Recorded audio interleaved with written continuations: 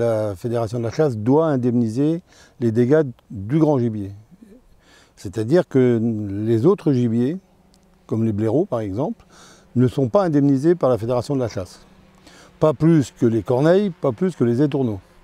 On doit indemniser que le grand gibier, c'est-à-dire les cerfs, les chevreuils et les sangliers. Mais chez nous, les plus gros dégâts, ce sont les sangliers. Dans le département de la Manche, on a la chance d'avoir un peu de sangliers. On a à peu près 1800 sangliers sont prélevés tous les ans. Donc ça veut dire peut-être une population de 2500 à peu près, puisque ça se multiplie très rapidement.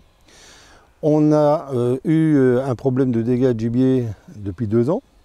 Avant, on avait à peu près 150 000 € de dégâts, ce qui était pas énorme par rapport à nos voisins qui en ont déjà plus d'1 million des fois. Et sur l'année 2019, on est passé à 300 000. C'est-à-dire on a doublé. Et notre idée, c'est surtout pas de redoubler encore une fois. Parce que le budget ne tiendrait pas là. Et on serait obligé de faire comme d'autres, c'est-à-dire de mettre des bracelets sur les sangliers. Et nous, dans la Manche, disons, avec un timbre grand gibier qui est à moins de 10 €, tout le monde, tous les chasseurs de la Manche peuvent tirer des sangliers.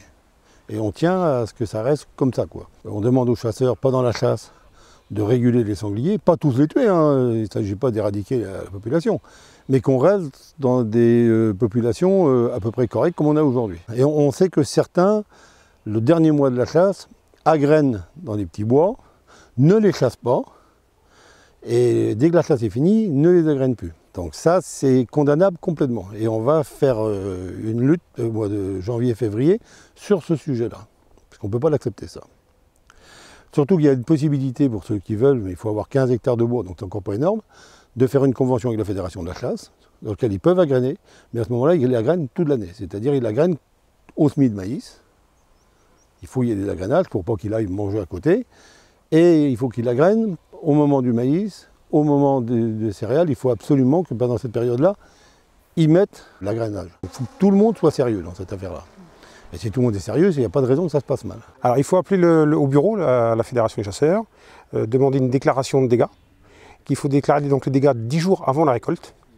Et comme ça permet de nommer un estimateur pour venir voir les parcelles. On demande à l'agriculteur de nous emmener sur la parcelle, de montrer où sont les dégâts, et là on essaie de trouver une surface, de calculer une surface. Donc pour la première fois, on a utilisé le drone aujourd'hui. Pour gagner un petit peu de temps, surtout sur des grandes parcelles, de localiser les dégâts, quoi, et voir pour calculer les surfaces, quoi. Ça a l'air d'être assez concluant, donc on verra dans l'avenir, quoi. Ils regardent la surface, d'une part, et ils regardent la production du maïs dans la parcelle, ce qui nous donne un volume de tonnes de matière sèche.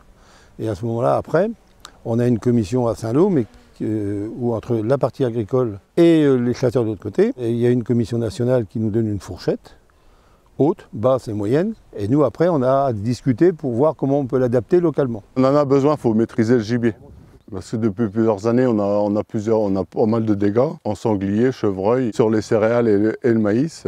C'est la première fois que je fais une demande. C'est du maïs grain, donc pied par terre, donc de toute façon, c'est pas récoltable. Donc c'est une perte de rendement quand même, de toute façon. Il y a un risque sanitaire parce que moi je suis producteur déjà de porc et on voit bien avec la FPA qui arrive en Allemagne, et c'est des sangliers quand même qui sont porteurs dans un premier temps. Et nous, ça nous inquiète quand même en France. La prolifération des sangliers, quoi.